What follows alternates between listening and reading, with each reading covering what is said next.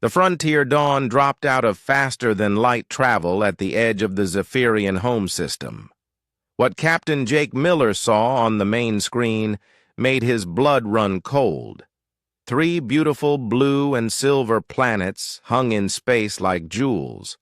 But dark scars marked their surfaces where cities had been bombed from orbit. "My God," whispered Dr. Alex Turner from his station. "Look at those impact craters." Amy Brooks worked frantically at her communications console. "I'm detecting very weak signals from the surface. Some Zephyrians are still alive down there." "Any sign of the Vorthans?" Jake asked. Steve Johnson checked his sensors. "No enemy ships in the immediate area, Captain, but I'm reading massive debris fields. Looks like there was a big battle here recently." Jake studied the tactical display. Pieces of destroyed ships floated through the system like a metal graveyard. Some of the wreckage had strange, crystalline designs that must have belonged to the Zephyrians. Other pieces were dark and angular with sharp edges. "Take us toward the 3rd planet," Jake ordered. "That's where the strongest signals are coming from." As they approached the world the database now identified as Crystallia Prime, Jake could see the damage more clearly. The planet's surface sparkled like a giant gemstone, covered in crystal formations that caught and reflected light. But huge craters showed where orbital bombardments had shattered the crystal cities. "Captain," Amy said excitedly, "I'm getting a direct communication request from the surface. Put it through." The main screen flickered and showed the interior of what looked like a cave. Standing before them was the strangest being Jake had ever seen. The Zephyrian was tall and thin, almost 7 feet high, but probably weighing less than Jake himself. Its body was translucent, like living crystal, with light flowing through it in beautiful patterns. When it spoke, its voice was like wind chimes in a gentle breeze. "I am Counselor Veltar of the Zephyrian Confederation," the alien said. You actually came. We sent our distress call to 17 different species. You are the first to respond." Jake stepped forward. "I'm Captain Jake Miller of the human ship Frontier Dawn. We received your distress call and came as fast as we could." Veltar's crystal form flickered with different colors, which Jake guessed might show emotion. "Humans, we have never heard of your species. Where do you come from?" "A planet called Earth, about 6 light-years from where you sent your signal." The Zephyrian's colors shifted to what looked like surprise. "You traveled 6 light-years to help strangers. That is unexpected. Most species would not take such a risk." Sergeant Lisa Hayes stepped into view of the communication screen. "What happened here? Who are these Vorthans?" Veltar's crystal body darkened. "The Vorthan Empire has been expanding for 300 years. They conquer worlds, enslave populations, and strip planets of resources. They came to our system 5 days ago with a massive fleet." "How many ships?" Jake asked. "Over 200 vessels. Our defense fleet had only 30 ships, and we are not a military people. We tried to negotiate, but they began bombing our cities. Immediately." Dr. Turner leaned forward. "Are you the only survivors?" "No. Many of our people escaped to the underground crystal caves when the bombing started. But the Vorthons have landed ground forces. They are searching the caves systematically. We estimate we have perhaps 2 days before they find our main shelter." Jake felt anger building in his chest. These beautiful, peaceful beings were being hunted like animals by an empire that seemed to destroy for the simple pleasure of destruction. "Counselor Veltar," Jake said, "we want to help you, but I need to understand what we're facing. Can you tell us about Vorthon military capabilities?" Veltar's form flickered again. The Vorthans are apex predators from a high-gravity deathworld. They are much larger and stronger than most species. Their technology is focused entirely on warfare and conquest. They use automated systems to control their empire and have enslaved dozens of species to serve them. Deathworld? Amy asked. A planet with dangerous conditions that create violent, aggressive life forms, Veltar explained. Most civilized species avoid such worlds. The fact that you came from 6 light years away to help us, where exactly is your home world? Jake hesitated. Earth is... well, it has some challenging conditions. Dr. Turner spoke up. Captain, perhaps we should explain about Earth's environment. Jake nodded. Counselor, our planet has a gravity level that's about twice what you're probably used to. The atmosphere has a high oxygen content that makes fires burn very hot. We have frequent natural disasters like earthquakes, volcanic eruptions, and massive storms. Large predators roam the land and sea.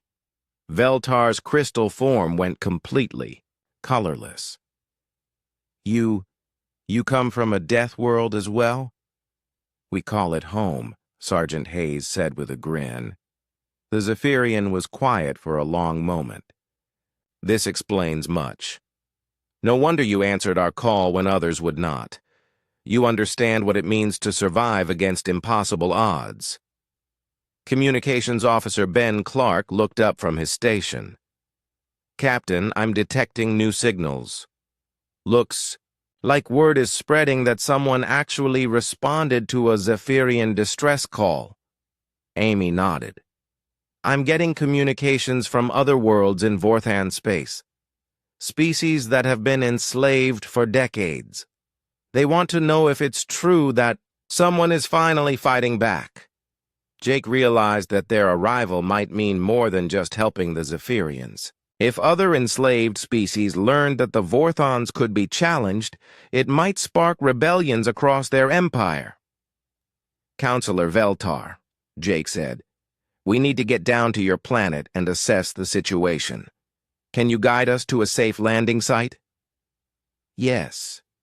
But Captain Miller, you should know that the 17 species who received our distress call included some of the most powerful civilizations in this part of the galaxy. If they were all too afraid to face the Vorthans, what makes you think one small human ship can make a difference? Jake looked around at his crew. He saw determination in their faces, the same stubborn refusal to give up that had helped humanity survive and thrive on a dangerous world. Because, Counselor, Jake said, we're not most species. We're humans, and we don't know how to quit. Veltar's crystal form began to glow with what Jake hoped was renewed hope. Then welcome to Crystallia Prime, humans from the Deathworld Earth. Perhaps the Vorthans are about to learn what it means to face another species that refuses to surrender. As the frontier dawn entered the planet's atmosphere, Jake couldn't help but smile. The Vorthans might be apex predators from their own death world, but they were about to meet the persistence hunters of Earth, and persistence hunters never gave up on their prey. The bridge of the human exploration ship, Frontier Dawn, hummed quietly as it drifted through the empty space between star systems. Captain Jake Miller sat in his command chair, watching the endless field of stars through the main view screen. It had been 3 months since they left human space on their survey mission, mapping new trade routes and looking for habitable worlds. Captain, I'm picking up something strange, said Lieutenant Amy Brooks from her communications station. Her fingers danced across the control panel as she tried to clean up the signal. It's a distress call, but the frequency is unlike anything in our database. Jake turned toward her station. Can you make out what they're saying? Amy shook her head, her blonde hair falling across her face as she concentrated. The universal translator is having trouble with it. The language structure is completely alien, but the mathematical patterns suggest it's definitely a call for help. Chief Engineer Rick Santos looked up from his engineering console. He was a stocky man with grease-stained hands who had been working on the ship's systems all morning. "Captain, we're pretty far from home. Whatever sent that signal might be more advanced than us. Could be dangerous." Jake stood up and walked over to Amy's station. "How far away is the source?" "About 6 light years from our current position," Amy replied, still working on the signal. "Wait, I'm getting something. The translator is starting to pick up fragments." The bridge fell silent as a weak, distorted voice filled the air. The words were broken and hard to understand, but the fear in the alien voice was clear. "Help. Anyone. Please. The Vorthons come. Our worlds burn." 17 species received this message. None answered. "We are the Zephyrian Confederation. Our children hide in the crystal caves. They will find us soon. If anyone hears this, please." The signal cut to static, then resumed with the same message repeating. Jake felt a cold weight in his stomach. Someone out there was dying, and they were asking for help. He looked around at his crew. Besides Amy and Rick, there was Sergeant Lisa Hayes, a tough Marine who handled ship security. At the pilot station sat Commander Steve Johnson, a skilled pilot who could fly anything with engines. Dr. Alex Turner, the ship's medical officer and scientist, was reading data from his scanner. Communications Officer Ben Clark worked beside Amy, trying to boost the signal strength. "Captain," Dr. Turner said quietly, "the signal is getting weaker. Whatever's happening to them, it's getting worse." Jake walked back to his chair and sat down heavily. The Frontier Dawn was just an exploration ship with a crew of 48 people. They had some weapons for defense against pirates, but they were not a warship. If they went to help these Zephyrians, they might be flying into a battle they could not win. "Sir," Amy said, "I've been analyzing the signal pattern. The Zephyrians sent this message to 17 different star systems. That means 17 different species received their call for help. And none of them answered," Rick added grimly. "That tells me whoever these Vorthons are, they're bad news. Real bad news." Sergeant Hayes spoke up from her station. "Captain, I know we're not a military ship, but those people are dying. We can't just ignore them." Steve Johnson nodded from the pilot's seat. "The sergeant's right, sir. If we don't help, who will?" Jake looked at each of his officers. He could see the conflict in their faces. They all wanted to help, but they also knew the risks. His duty was to keep his crew safe and complete their mission. But he also knew that sometimes doing the right thing meant taking risks. "Dr. Turner," Jake said, "what can you tell me about this Zephyrian Confederation?" The doctor checked his scanner readings. Based on the signal analysis, they seem to be a peaceful species. Their technology is advanced in some ways, but their weapon signatures are minimal. They're probably not warriors. "And the Vorthons?" Jake asked. "Unknown, sir. But if 17 species are afraid to face them, they must be extremely dangerous." "Ben," Clark raised his hand. "Captain, I'm detecting more signals on the same frequency. Other Zephyrian worlds are sending distress calls, too. This isn't just one planet. It's their entire civilization under attack." Jake closed his eyes and thought. In his 10 years as a captain, he had never faced a decision like this. The smart choice was to turn around and go home. Report what they found to Earth Command and let them decide what to do.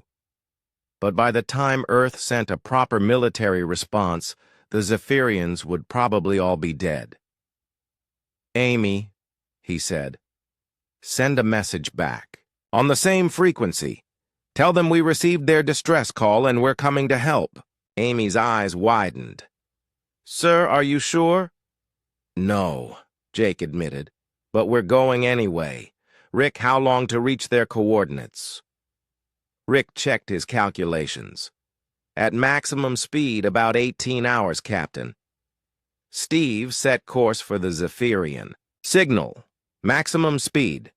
"Aye, sir," Steve replied, his hands flying over the navigation controls.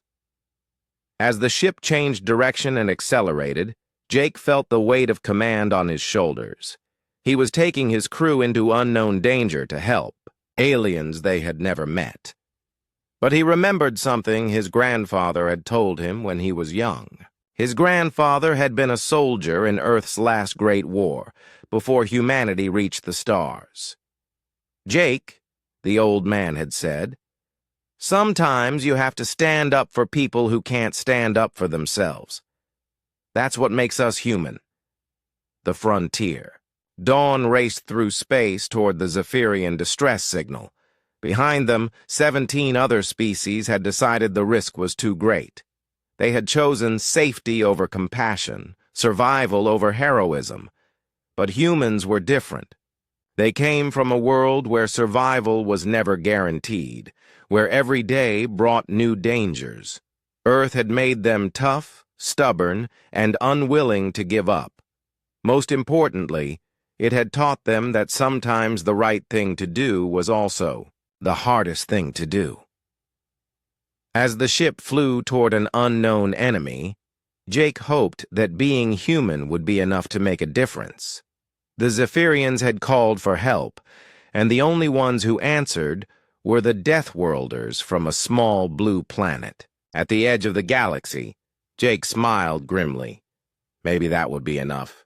The underground crystal caves of Crystallia Prime were unlike anything the human crew had ever seen. Natural crystal formations grew from floor to ceiling, creating a maze of tunnels that sparkled with their own inner light. Captain Jake Miller followed Counselor Veltar deeper into the cave system, where thousands of Zephyrians had taken refuge. "The caves extend for hundreds of kilometers," Veltar explained as they walked. "Our ancestors carved them over thousands of years. The Vorthan's sensors have difficulty penetrating the crystal formations, which is why we've survived this long." Dr. Alex Turner was examining everything with fascination. "The crystal structure seems to interfere with electronic signals. That's probably why their scanning equipment can't find you easily." Intelligence Officer Kate Morgan, who had joined the landing party, was studying readings on her handheld scanner. "Captain, I'm detecting Vorthan patrol patterns on the surface. They're conducting systematic sweeps, getting closer to this cave system every hour."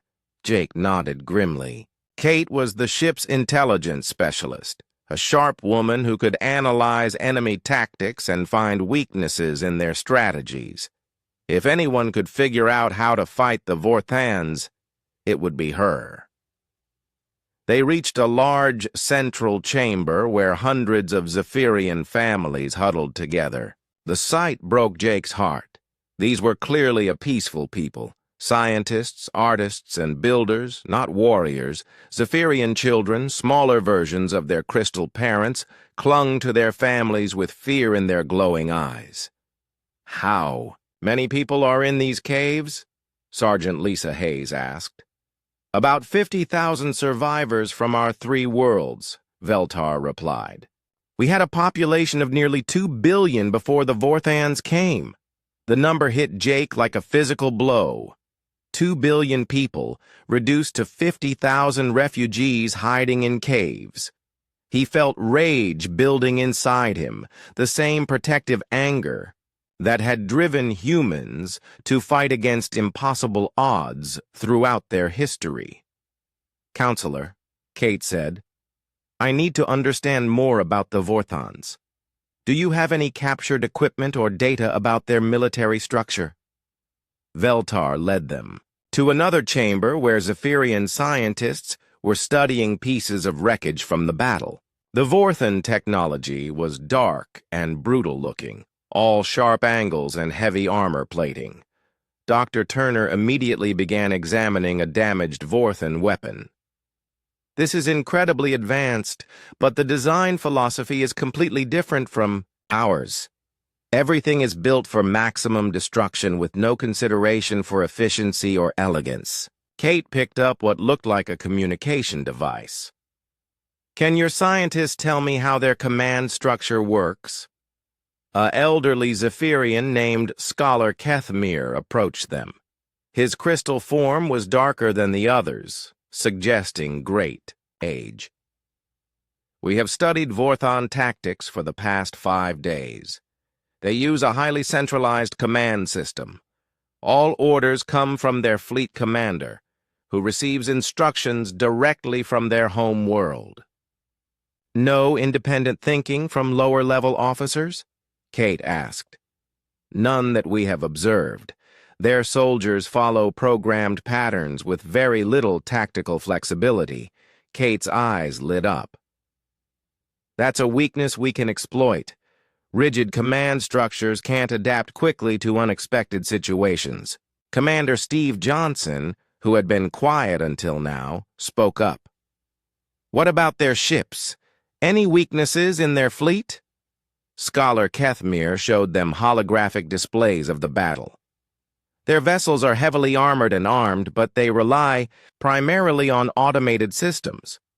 We noticed that when we managed to disable their communications, individual ships became much less effective.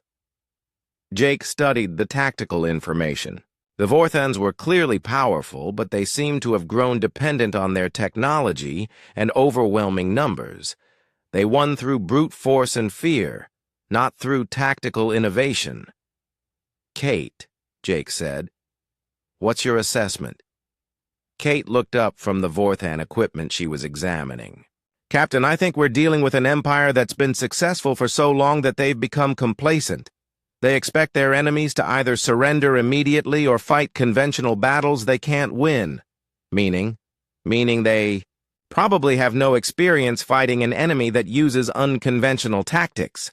The Vorthans are apex predators, but predators usually hunt prey that follows predictable patterns. Dr. Turner nodded. Kate's right. These weapons and systems are designed to overpower organized military forces. But humans didn't become the dominant species on Earth by being the strongest or fastest. We became dominant because we could adapt and think creatively. Sergeant Hayes grinned. Guerrilla warfare, hit-and-run tactics, make them fight on our terms instead of theirs. Jake felt a plan beginning to form in his mind. Counselor Veltar, how well do your people know these cave systems? We know every tunnel and chamber. We've been hiding here for 5 days, and some of our people have lived in these caves their entire lives. And the Vorthans? They are surface dwellers, large and heavy.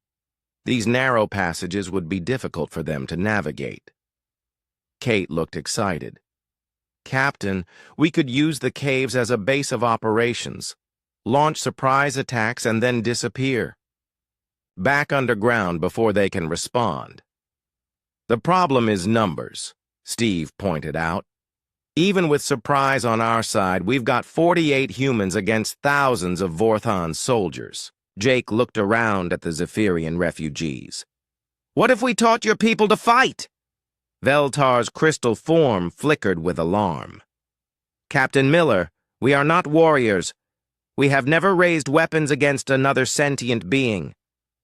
I understand that, Jake said gently. But sometimes good people have to fight to protect what they love. You don't have to become killers, but you can learn to defend yourselves and help us defend you. Scholar Kethmir stepped forward.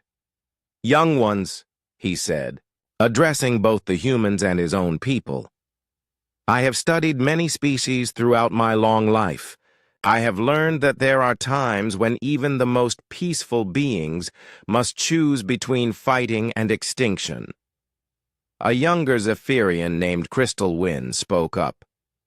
"If the humans are willing to risk their lives for us, shouldn't we be willing to risk our lives for ourselves?" Jake saw the moment when the Zephyrians made their decision. It wasn't easy for them. Their entire culture was built on peace and harmony. But they were also intelligent beings who understood that sometimes survival required difficult choices. "Very well," Veltar said finally. "We will learn to fight. But how can crystal beings and humans hope to defeat an empire that has conquered hundreds of worlds?" Jake smiled, and there was something fierce in his expression that reminded everyone present why humans had survived on a death world. "Because, Counselor, empires built on fear and brute force have one major weakness, which is they've never learned how to fight an enemy that refuses to be afraid." As the humans began planning their first strike against the Vorthons, Jake felt something he hadn't experienced since leaving Earth. He felt like he was home, not because of the place, but because of the situation. Humans had always done their best work when the odds were impossible, and the stakes were life and death. The Vorthons had conquered 300 worlds, but they had never faced deathworlders, who fought for something more than themselves. They were about to learn the difference between being an apex predator and being human. The first human attack on Vorthan forces came at dawn on the second day. Captain Jake Miller crouched behind a crystal formation on the surface, watching a Vorthan patrol through his binoculars. The aliens were exactly as the Zephyrians had described. Massive humanoid creatures standing nearly 8 feet tall, with thick gray skin and powerful builds. They moved in perfect formation, following a patrol route that never varied. "Just like clockwork," whispered Intelligence Officer Kate Morgan, who lay beside him. "Same pattern, same timing, same spacing between soldiers." Sergeant Lisa Hayes spoke quietly into her comm unit to the other human teams positioned around the patrol route. "All units, target the lead soldier first. Remember, we hit hard and fast, then disappear before they can call for backup." Jake watched as the Vorthan patrol approached the ambush point. These soldiers were confident, almost arrogant in their movements. They had probably never been successfully attacked in their entire military careers. "Now," Jake whispered. The attack lasted exactly 30 seconds. Human weapons fired from concealed positions among the crystal formations. The Vorthons, caught completely by surprise, tried to return fire but couldn't locate their attackers. By the time they began to organize a response, the humans had already vanished back into the crystal maze. "Cleanup complete," Hayes reported as the team regrouped in a hidden cave passage. "All targets down, no human casualties." Kate was studying, readings from her scanner. "Captain, look at this. The surviving Vorthons aren't pursuing us, they're just standing there waiting for orders." Through her equipment, they could hear Vorthon communications, harsh, guttural voices speaking in their alien language. The universal translator was picking up fragments. "Patrol 7 to command, ambush, request instructions, cannot identify, attackers." "Fascinating," Dr. Alex Turner said as he listened to the transmissions. "They're not thinking independently at all. They're waiting for their commanders to tell them what to do." Jake smiled grimly. "Then let's give their commanders something to think about." Over the next 6 hours, human teams struck 8 different Vorthon positions across the continent. Each attack followed the same pattern: quick, precise strikes followed by immediate withdrawal. The Vorthons never saw their attackers clearly, and never managed to pursue them into the crystal formations. In the command cave, Counselor Veltar watched the tactical displays with amazement. I cannot believe what you have accomplished. The Vorthans have lost more soldiers today than they have in the past 10 years of conquest. It's only the beginning, Jake replied. Kate, what's their response been? Kate pulled up communications intercepts on her display. They're confused and angry. Their field commanders are requesting permission to deviate from standard patrol patterns, but their fleet commander is denying all requests. He's ordering them to maintain current positions and wait for reinforcements. Perfect, said Commander Steve Johnson. The more rigid they stay, the easier they are to predict and attack. Chief Engineer Rick Santos had been working with Zephyrian technicians to modify captured Vorthan equipment. Captain, we've figured out how their communication systems work. With some modifications, we might be able to disrupt their command network. Do it, Jake ordered.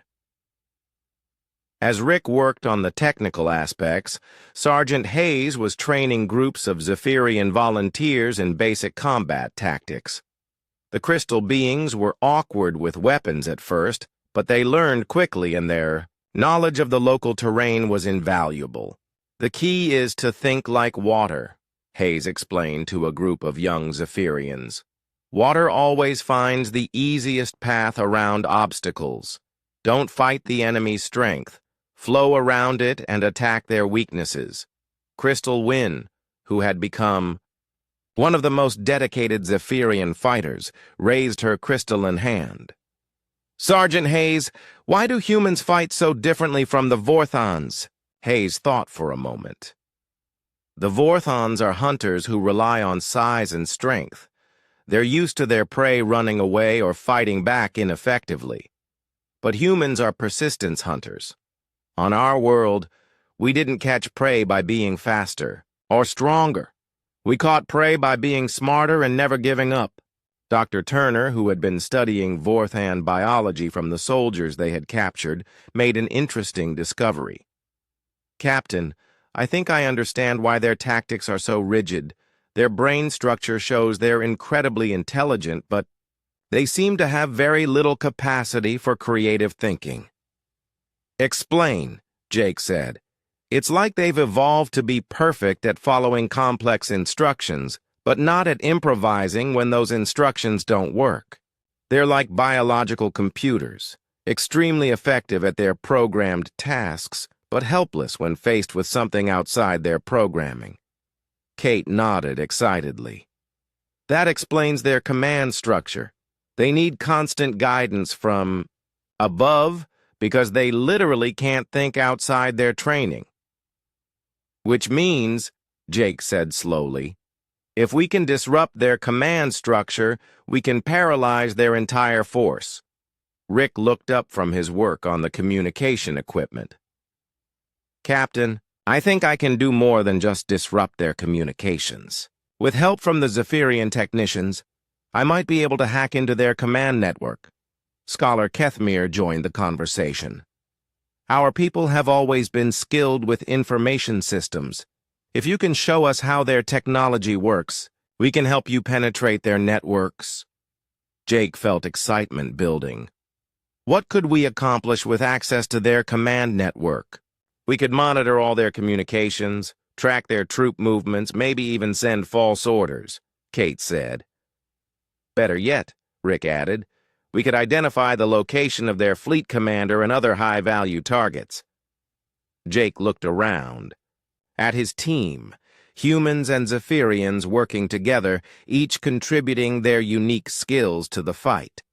The Vorthans had built their empire on the assumption that overwhelming force would always triumph over everything else.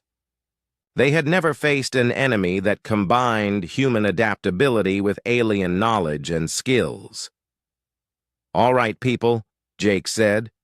We're going to do something the Vorthans have never experienced in 300 years of conquest. We're going to make them afraid. That night, coordinated attacks struck Vorthan positions across all 3 Zephyrian worlds simultaneously. But this time, the attacks were different. Instead of simple ambushes, The human Zephyrian teams used the hacked communication network to send false orders, redirect patrols into ambushes, and create chaos in the enemy command structure. As reports flooded in from successful operations across the system, Jake realized they had accomplished something remarkable. For the first time in centuries, a Vorthon military force was experiencing defeat. Not just tactical setbacks, but the genuine fear that comes from facing an enemy you don't understand and can't predict. Veltar approached Jake as he studied the tactical displays. "Captain Miller, what you have done today, no one has ever made the Vorthons retreat before." Jake looked at the display showing Vorthon forces pulling back to defensive positions around their landing sites. "We haven't won yet, Counselor. This was just the opening move, but we've proven something important." "What is that?" Jake smiled, and there was something fierce and predatory in his expression that reminded Veltar that humans came from a death world too. "We've proven that the Vorthons can bleed. And once an empire's enemies know it can bleed, word spreads. Fast." As if to confirm his words, communications began pouring in from across Vorthon space. Enslaved species who had heard rumors of successful resistance were asking for confirmation. Was it true that someone was finally fighting back against the Empire? The revolution was beginning. The captured Vorthon officer towered over his human interrogators, even while chained to a crystal chair in the underground command center. War Captain Thekmor was typical of his species, 8 feet tall, gray-skinned, with muscles that could crush human bones. But Intelligence Officer Kate Morgan noticed something in his small black eyes that she had never expected to see from a Vorthon fear. "Your resistance is meaningless," Thekmor growled in heavily accented standard. "The Empire has crushed 1,000 rebellions. You will be no different." Kate looked up from her data pad. "Really? Because our intelligence suggests this is the first time in 300 years that rebellions have started on more than 2 worlds at the same time.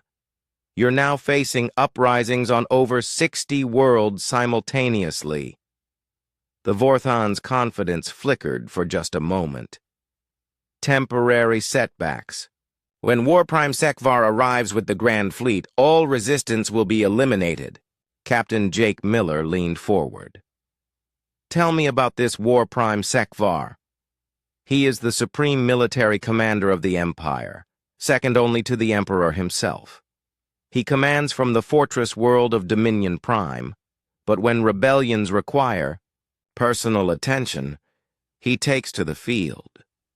Dr. Alex Turner, who had been studying Vorthon military structure, looked concerned. "Captain, if they're bringing in their top commander, it means they're taking these rebellions seriously." "How seriously?" Jake asked the prisoner. Thekmor's lips pulled back in what might have been a smile, showing sharp teeth. "Warprime Sekvar has never lost a battle. He will bring 500 ships and the elite Dominion Guard.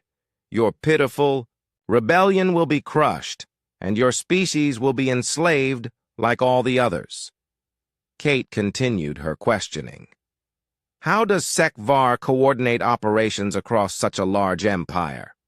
"The Warprime commands all military operations through the Strategic Command Network. Every ship, every soldier, every battle is controlled from Dominion Prime.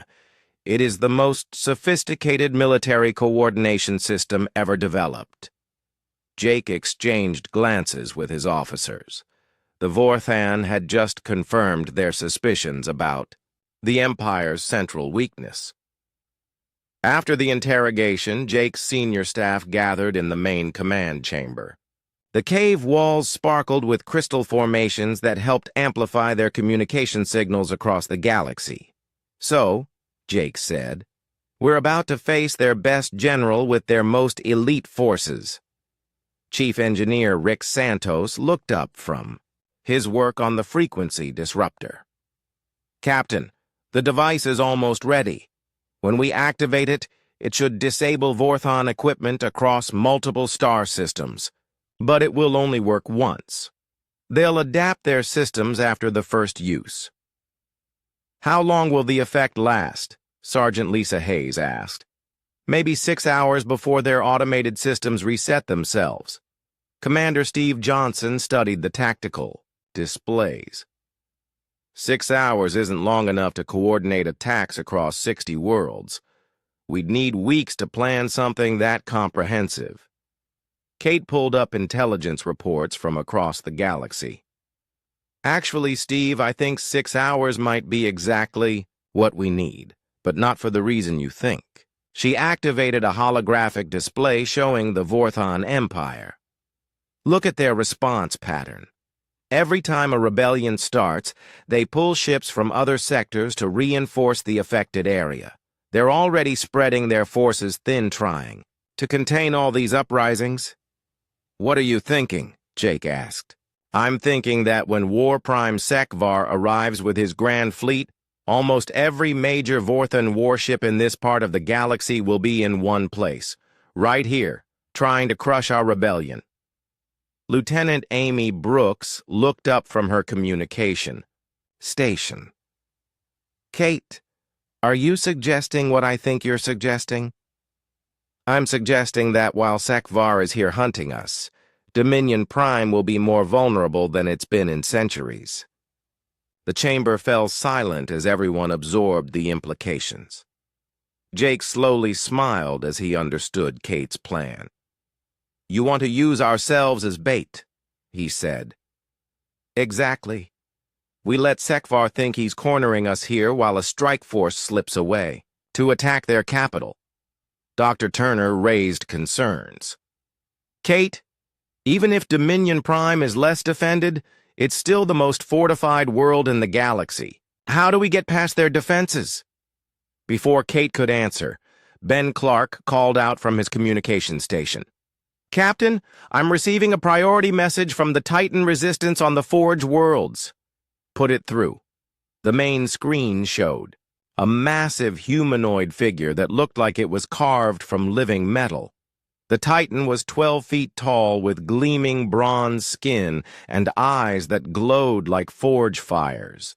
"I am Forge Master Cordon of the Titan Liberation Front," the giant being said in a voice like grinding metal.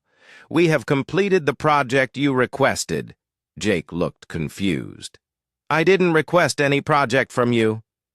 "Perhaps I should explain," Kate said with a slight smile. "I've been coordinating with resistance groups that have specialized skills," Cordon continued.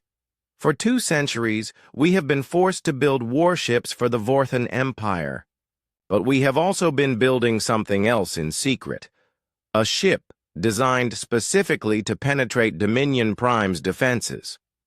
The screen switched to show technical specifications of a vessel unlike anything the humans had seen. It looked like a hybrid of Vorthon and Titan technology, designed to appear like a standard Imperial transport while hiding advanced stealth and infiltration systems. "The ship can carry a small strike team through Dominion Prime's defensive grid," Cordon explained. "The Vorthans will see it as one of their own vessels until it's too late." Rick Santos whistled softly. "That's brilliant engineering. How did you hide this from them?" "We told them we were building a new class of cargo hauler. The Vorthans never questioned our work. They see us only as builders, not as thinking beings capable of deception." Jake felt pieces of the plan clicking into place. "Cordon, how many people can this ship carry?" "A strike team of 20 beings plus equipment." "And how long would it take to reach Dominion Prime from here?" 17 days at maximum speed." Kate pulled up timing calculations. "Captain, if we're right about Sekvar's response pattern, he'll arrive here in about 3 weeks. That gives us just enough time to get a team to Dominion Prime while he's distracted here." Jake looked around at his officers.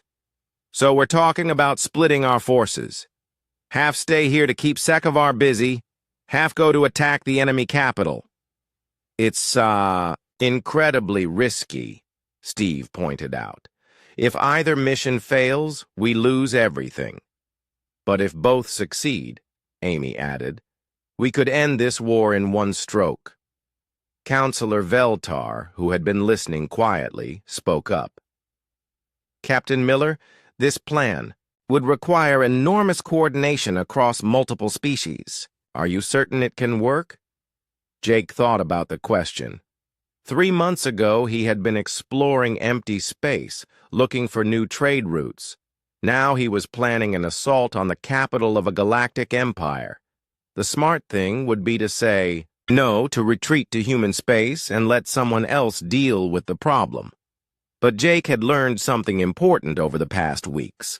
Humans didn't become the dominant species on Earth by being smart and cautious. They became dominant by being bold and refusing to give up when the odds seemed impossible. Veltar, Jake said, I can't promise it will work, but I can promise that if we don't try, the rebellions will eventually be crushed, and billions of beings will remain enslaved. He looked around the chamber at humans and aliens working together, species that had been enemies or strangers now united by a common cause. Besides, Jake added with a grin, humans have a long tradition of attempting impossible missions. Sometimes we even succeed. As his team began detailed planning for the most audacious military operation in galactic history, Jake couldn't help but think that his grandfather would be proud. The old soldier had always said that the best way to defeat a stronger enemy was to attack them where they least expected it. The Vorthans expected resistance fighters to hide and run. They never expected them to attack the heart of their empire, while pretending to cower before their greatest general. They were about to learn that humans specialized in doing the unexpected. 3 weeks after the first human attack, the communications center in the Zephyrian caves buzzed with activity.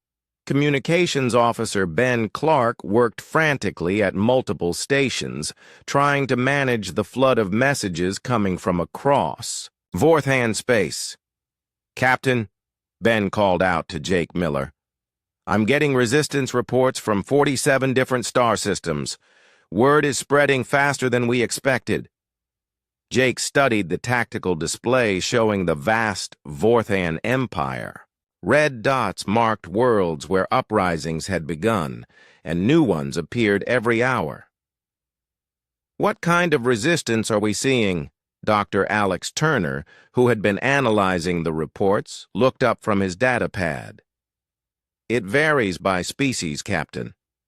The aquatic meridians from the Coral Nebula are sabotaging underwater mining operations. The insectoid hive minds in the Centauri cluster are using their collective intelligence to coordinate massive work strikes. Intelligence Officer Kate Morgan added more details. The most interesting reports are coming from the Forge worlds. The Titan builders there have been enslaved for 200 years, forced to construct Vorthan war machines. Now they're building flaws into the equipment, weapons that misfire, ships with structural weaknesses. Lieutenant Amy Brooks turned from her communication station. Captain, I'm receiving a direct transmission from the Meridian Resistance leader. They want to coordinate with our operations. Put them through, Jake ordered. The main screen flickered to show an alien unlike any they had seen before. The Meridian looked like a cross between a dolphin and an octopus, with smooth blue skin and intelligent silver eyes. It spoke through some kind of water-filled communication device. I am Wave Singer Kralton of the Meridian Liberation Front, the alien said in a melodic voice. We have heard incredible stories about humans fighting the Vorthans. Is it true that you have actually defeated their ground forces? We've had some success, Jake replied carefully. What's the situation in your system? The Vorthons use our people as slave labor in the deep ocean mines. But they cannot swim, and their heavy equipment cannot follow us into the deepest waters. We have been sabotaging their operations for 2 weeks now. Counselor Veltar, who had been listening, stepped forward. Wave Singer Kralton, this is remarkable. Your people and mine have known each other for centuries, but we never thought to coordinate resistance against the Empire. Because, Kralton replied, until now, resistance seemed hopeless. But these humans have shown us that the Vorthons can be beaten. They are not invincible. Over the next several hours, similar communications came in from across the galaxy. Each enslaved species had unique advantages that they were now using against their oppressors. The rock-eating granite folk were collapsing mining tunnels. The energy-manipulating spark dancers were overloading power systems on Vorthon worlds. Sergeant Lisa Hayes, who had been training resistance fighters, was amazed at the diversity of tactics emerging. Captain, it's like each species is fighting their own kind of war, but all aimed at the same enemy. That's exactly what's happening, Kate said. The Vorthons built their empire by suppressing the unique abilities of each species they conquered. Now those abilities are being turned against them. Chief Engineer Rick Santos looked up from his work on captured Vorthon equipment. Speaking of unique abilities, I've been studying their technology with the Zephyrian engineers. We've found something interesting. What kind of interesting? Jake asked. The Vorthans use standardized equipment across their entire empire. Same weapons, same vehicles, same communication systems. It makes their logistics easier, but it also means that any weakness we find affects all their forces. Scholar Kethmir, who had been working with Rick, added details. We have discovered that their power systems all use the same energy frequency. If we could disrupt that frequency, we could disable their equipment across multiple worlds simultaneously, Rick finished. Jake felt excitement building. How long would it take to build a device that could generate that kind of interference? With human engineering knowledge and Zephyrian crystal technology, maybe 2 weeks, Rick estimated. Dr. Turner had been studying biological samples from various resistance groups. Captain, I'm seeing something else interesting. Each species the Vorthans enslaved has evolved specific resistances to their control methods. Explain. The Meridians have developed immunity to the neural control devices the Vorthons use. The hive minds can share information faster than Vorthon communication systems can intercept it. The granite folk are too tough for standard Vorthon. Weapons to kill efficiently. Jake began to understand. The Vorthans didn't just conquer these species, they've been unintentionally breeding resistance into them for generations. Exactly. And now that resistance is coordinating across the galaxy. Commander Steve Johnson, who had been planning flight operations, raised an important point.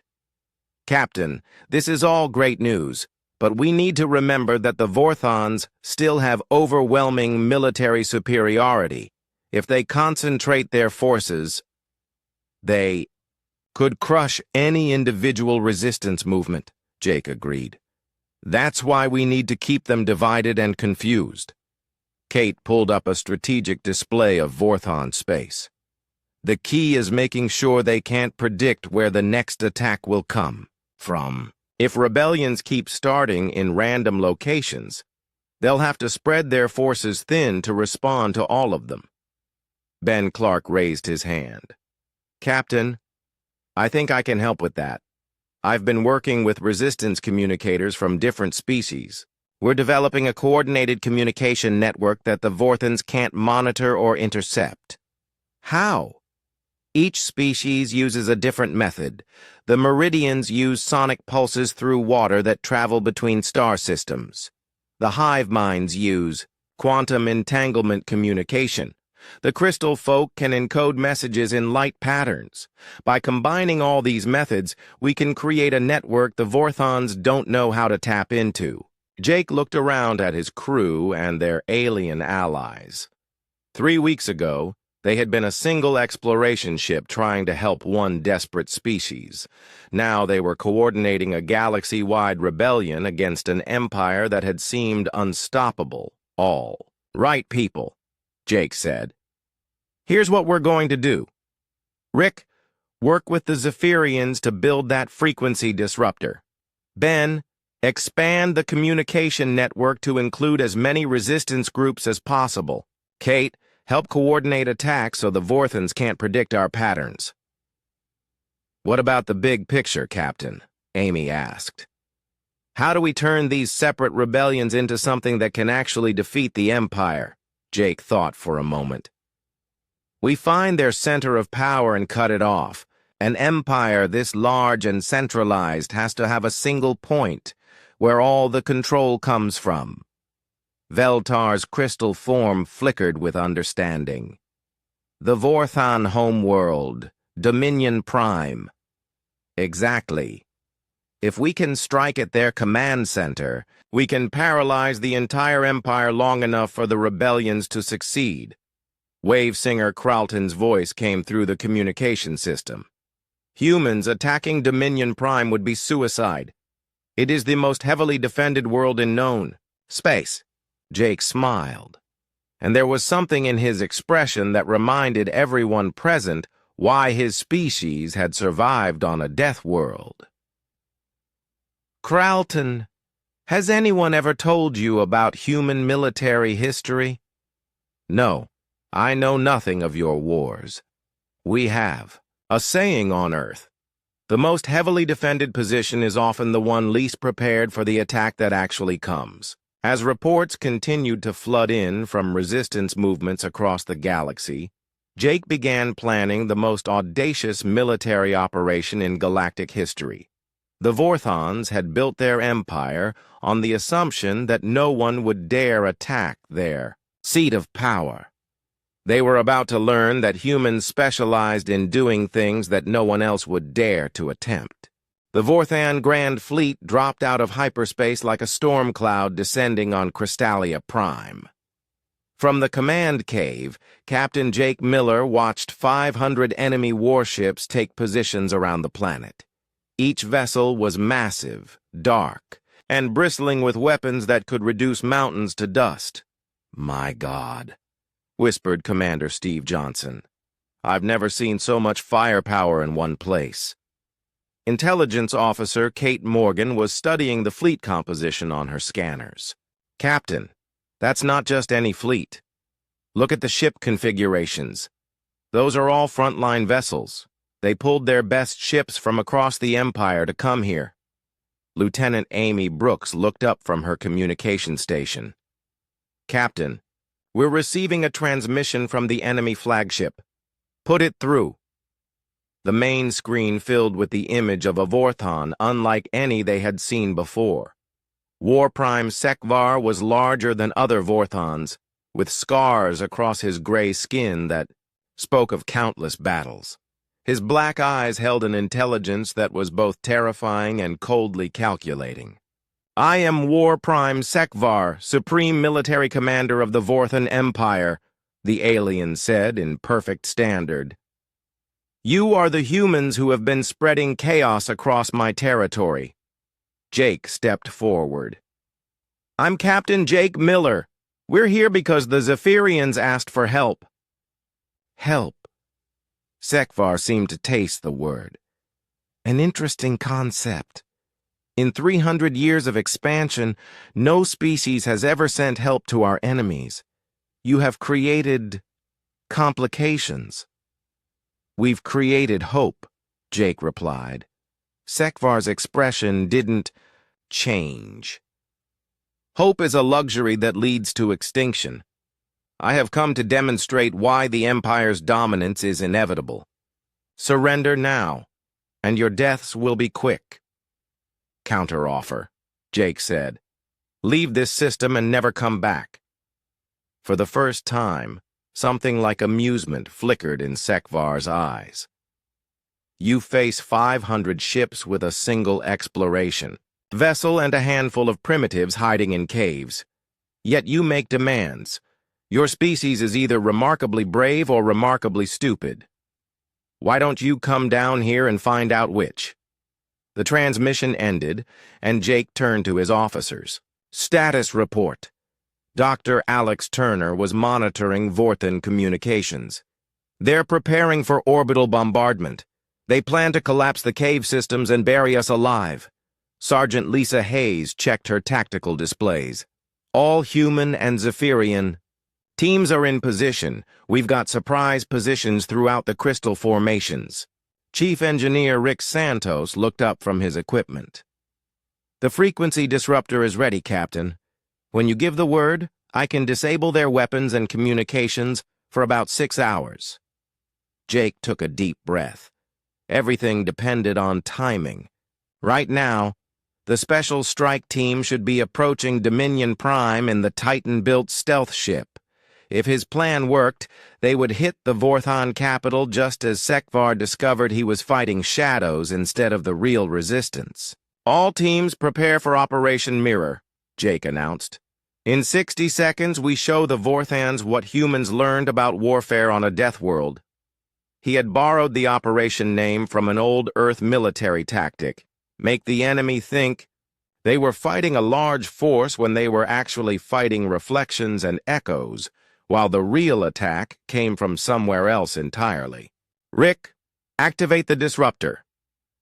Disruptor activated, Captain. Vorthan systems are going dark across the system.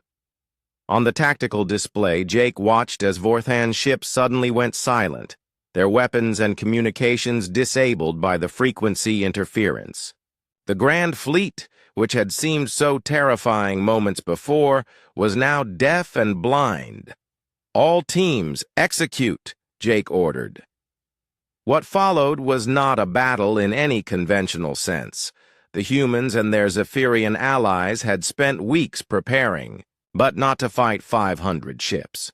They had prepared to create the illusion of fighting 500 ships while being impossible to pin down or destroy. Holographic projectors hidden throughout the crystal formations created false images of massive resistance forces. Captured Vorthan communication equipment broadcast fake radio chatter suggesting coordinated attacks from multiple directions. Hidden speakers played recordings of battles that never happened. Meanwhile, the actual human and Zephyrian teams struck at Vorthan landing forces with hit-and-run attacks, always appearing where the enemy least expected them and vanishing before retaliation could arrive. Sekvar's forces, blinded by the frequency disruptor and confused by false intelligence, began firing at shadows and echoes. They wasted enormous amounts of ammunition on illusions while the real attacks came from completely different directions. Kate, Jake called out, how are they responding? Exactly as predicted, Captain. Sekvar is pulling ships from other sectors to reinforce his position here. He's convinced he's fighting a major resistance stronghold. Dr. Turner monitored Vorthan communications as their systems began to reset. Captain, they're starting to get communications back online. Sekvar is demanding reports from all sectors. Jake watched the chronometer. According to his calculations, the strike team should be approaching Dominion Prime right about now. Everything depended on them succeeding in the next few hours. Ben, Jake called to his communications officer. Any word from our friends? Ben Clark worked frantically at his station. Nothing yet, Captain. Radio silence as planned. On the surface, the battle continued. But it was a strange kind of battle.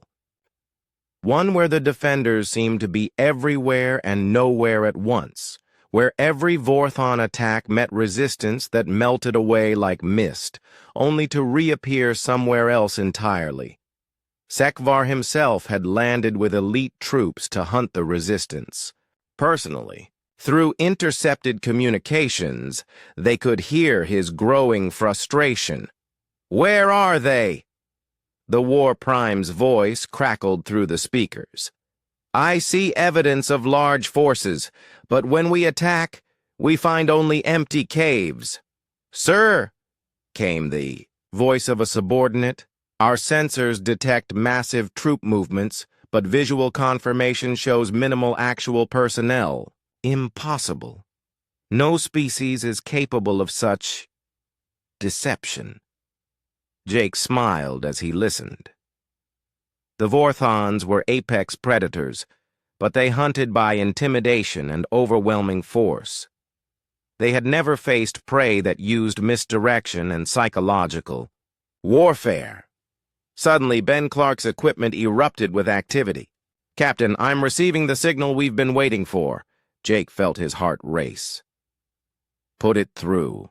The voice that came through the speakers belonged to Marine Corporal Danny Lee, who was leading the strike team. "Package delivered, Captain. The front door is wide open." "Confirmed delivery?" Jake asked. "Confirmed. The big guy's having a very bad day right about now." Jake allowed himself a moment of satisfaction. While Sekvar had been hunting shadows on Crystallia Prime, the strike team had successfully infiltrated Dominion Prime and disabled the strategic command network that controlled the entire Vorthon Empire. Dr. Turner was monitoring Imperial communications, and his expression showed growing excitement. "Captain, I'm detecting massive communication failures across Vorthon space. Orders aren't getting through. Ship commanders are requesting instructions and not receiving responses." Kate pulled up tactical displays showing the Empire. "Look at this. Without central coordination, Vorthon forces are reverting to defensive positions. They're not sure what to do without orders from Dominion Prime." On the surface of Crystallia Prime, the effects were immediate. Vorthan troops, suddenly cut off from their command structure, began making tactical errors. Some units retreated to their ships.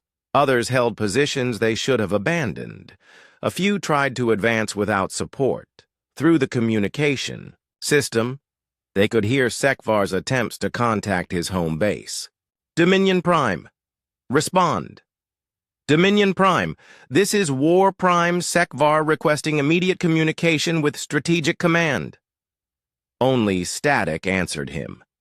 Jake activated the planet-wide broadcast system they had prepared. His voice went out across every Vorthan communication channel in the system. "War Prime Sekvar, this is Captain Jake Miller. While you've been hunting us here, our strike team has just cut the head off your empire. Your strategic command network is down. Your ships can't receive orders. Your troops don't know what to do without someone telling them." There was a long pause before Sekvar's voice returned, and for the first time, Jake heard uncertainty in it. "What have you done? We've shown the galaxy that the mighty Vorthan Empire has a weakness. You're so dependent on central control that you can't function when that control is removed. Right now, resistance forces on 60 worlds are taking advantage of your command breakdown." As if to prove his point, reports began flooding in from across the galaxy. With Vorthan forces paralyzed by the loss of central coordination, local rebellions were achieving victories that would have been impossible just hours before. Jake looked around at his crew and allies. They had done something that many considered impossible. They had brought a galactic empire to its knees, not through superior firepower, but through understanding its weaknesses and refusing to fight on its terms. The real battle was just beginning, but for the first time since the crisis started, Jake believed they might actually win. 6 months after the fall of the Vorthan Strategic Command Network, Captain Jake Miller stood on the observation deck of Unity Station, watching ships from dozens of species dock at the massive space station. The station itself was a marvel of cooperative engineering, Zephyrian crystal technology, Titan metalwork, meridian fluid dynamics, and human innovation all combined into something greater than the sum of its parts. "Hard to believe it's really over," said Lieutenant Amy Brooks, joining him at the viewport. Jake nodded, watching a Vorthan transport ship carefully approach the station under escort. "Not over. Just beginning." The Vorthan Empire had collapsed within 3 weeks of losing their command network. Without central coordination, their forces had been unable to respond effectively to simultaneous rebellions across hundreds of worlds. War Prime Sekvar himself had surrendered on Crystallia Prime when it became clear that his grand fleet was stranded without fuel or supplies. But the aftermath of Empire's fall had created new challenges. Hundreds of species suddenly found themselves free after centuries of oppression, and not all of them agreed on what should come next. Dr. Alex Turner approached with a datapad in his hands. "Captain, the integration reports are in from the former Vorthan worlds. It's a mixed picture." "Tell me the good news first," Jake said. "Most species are cooperating with the transition government. The Meridians have shared their underwater agriculture techniques with desert worlds. The Granite folk are helping rebuild planets damaged by Vorthan mining. The hive minds are coordinating massive construction projects. And the bad news? Some species want revenge against the Vorthans. Others want to set up their own empires. And a few are suspicious of humans, wondering if we're just the next species that wants to rule the galaxy." Jake had expected this. Freedom was messier than oppression, but it was also more honest about the differences between species and cultures. Intelligence Officer Kate Morgan joined the group with her own reports. "Captain, I've been analyzing the political situation. We're seeing 3 main factions emerging among the former Imperial worlds." "Explain." "First, there's the Cooperation Coalition, species that want to work together like we did during the rebellion. Second, there's the Independence Movement, species that just want to be left alone to rebuild their own civilizations. Third, there's the New Order faction, species that think the galaxy needs strong central authority just with different people in charge." "Any of those groups causing problems?" "The New Order faction is pushing for humans to take over the Vorthan role as galactic rulers. They say we proved we're the strongest species, so we should be in charge." Jake shook his head. "That's exactly what we fought to prevent." Counselor Veltar approached from behind, his crystal form gleaming in the starlight streaming through the viewport. "Captain Miller, the council session is about to begin. Are you ready?" Jake took a deep breath. Today's council meeting would determine the future structure of this part of the galaxy. Representatives from 127 species would vote on the proposed Charter of Free Worlds, a document that had taken months of negotiation to create. "As ready as anyone can be for this kind of democracy," Jake replied. They made their way to the main council chamber, a vast spherical room designed to accommodate beings of vastly different sizes and environmental needs. Aquatic species participated through water-filled viewing areas. Gas-breathing species had their own atmospheric sections. The variety of life forms was staggering. At the center of the chamber, a podium had been set up where speakers could address the entire assembly. Jake walked to that podium, feeling the weight of hundreds of alien eyes upon him. "Fellow beings," he began, his voice carried to every section of the chamber by translation systems. "6 months ago, the Zephyrian Confederation sent out a call for help. Today, we gather to decide what kind of galaxy we want to build from the ruins of Empire." The chamber was completely silent. Representatives from species that had been enemies for centuries sat near each other, united only by their shared experience of oppression and liberation. "Some of you have suggested that humans should lead this new galactic community," Jake continued. I understand the reasoning. We coordinated the rebellion. We proved we could fight and win. But I'm here to tell you why that's a terrible idea. Murmurs arose from various sections of the chamber. Humans didn't defeat the Vorthon Empire by being superior to other species. We defeated it by refusing to accept that anyone should rule over others without their consent. If we become the new galactic rulers, we betray everything we fought for. Forge Master Cordon stood up in the Titan section. Then what do you propose, Captain Miller? The galaxy requires coordination for trade, defense, and dispute resolution. I propose exactly what's written in the Charter of Free Worlds, Jake replied. A voluntary association of species that choose to work together for mutual benefit. No empire, no ruling species, no central authority that can enslave others. Wave singer Kralten raised an objection from the Meridian section. But Captain, without strong central authority, how do we prevent another empire from arising? By remembering what we learned during the rebellion, Jake answered. No empire can succeed if all free species stand together against it. The Vorthons conquered the galaxy because each species faced them alone. Together, we're unstoppable. A new voice spoke up. War Prime Sekvar himself, now a prisoner but allowed to address the council as part of the reconciliation process. The massive Vorthon looked smaller somehow, diminished by the loss of his empire. You are naive, human, Sekvar said. Species naturally compete for resources and territory. Without a strong ruler to maintain order, you will tear each other apart within a generation. Jake looked directly at the former War Prime.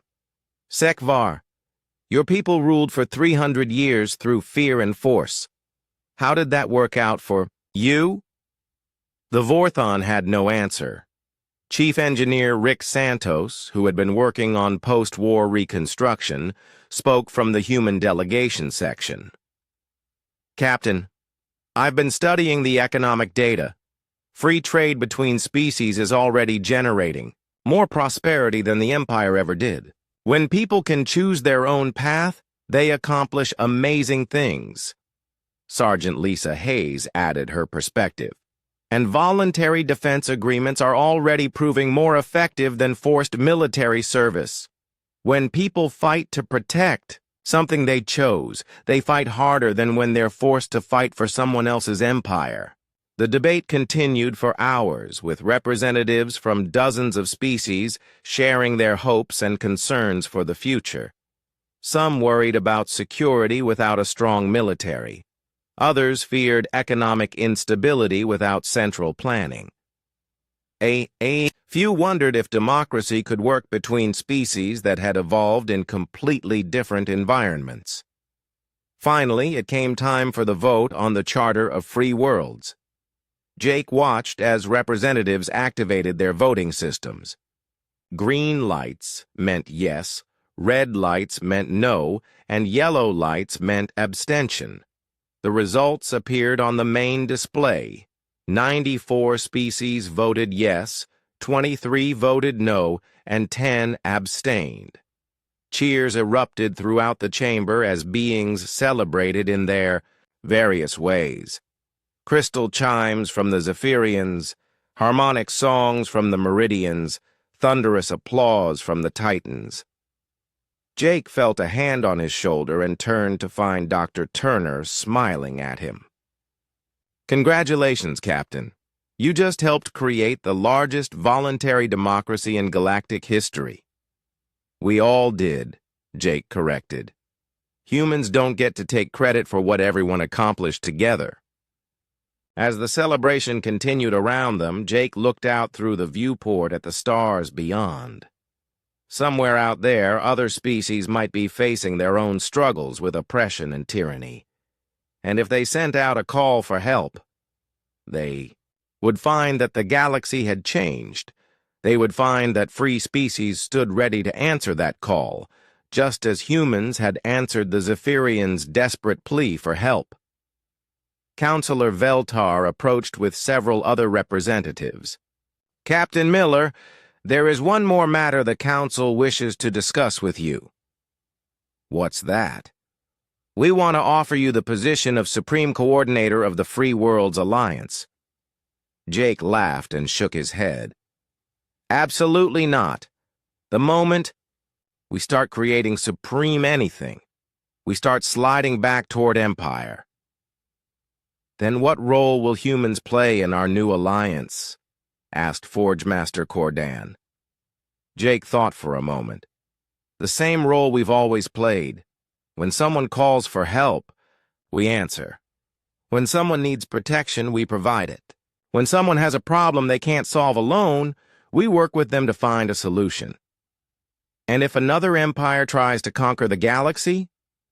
Jake's smile had an edge to it that reminded everyone present why humans had succeeded where others failed. "Then they'll learn what the Vorthons learned. This galaxy has deathworlders in it now, and we don't like bullies." As Unity Station continued its orbit around the star that had once been the center of Vorthon power, Jake reflected on how much had changed. The Zephyrians had called for help when 17 species turned away in fear. Now those same 17 species were part of an alliance dedicated to ensuring that no one would ever have to call for help alone again. The humans had answered one desperate cry for aid and ended up changing the entire galaxy. But Jake knew that their real work was just beginning. Freedom was not something you won once and kept forever. It was something you had to choose again every day. Something you had to